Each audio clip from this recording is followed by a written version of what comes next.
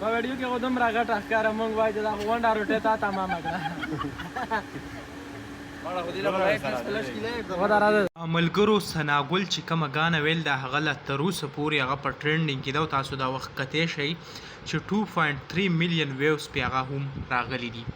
دا ګانه چې کم ده هغه دونه ډیره زیاته مشهوره شوې ده د سوشل میډیا د لارې. که تاسو وګورئ په ټیک ټاک باندې هر سړی چې کم دی هغه په دې باندې ویډیو جوړوي.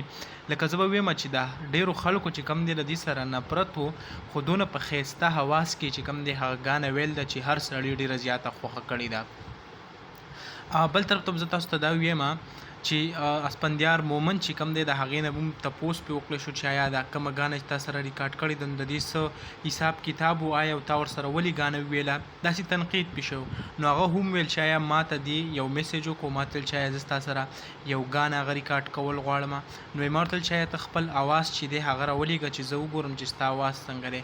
نو چې ما ته یې اواز راولېږلو نو ډېر زیات ښایسته اواز یو. نو هغه نسبت سره چې کوم دی ما د دې سره بیا هغه ویډیو چې کوم دی کومه ګانه چې دا هغه ریکارډ کړه.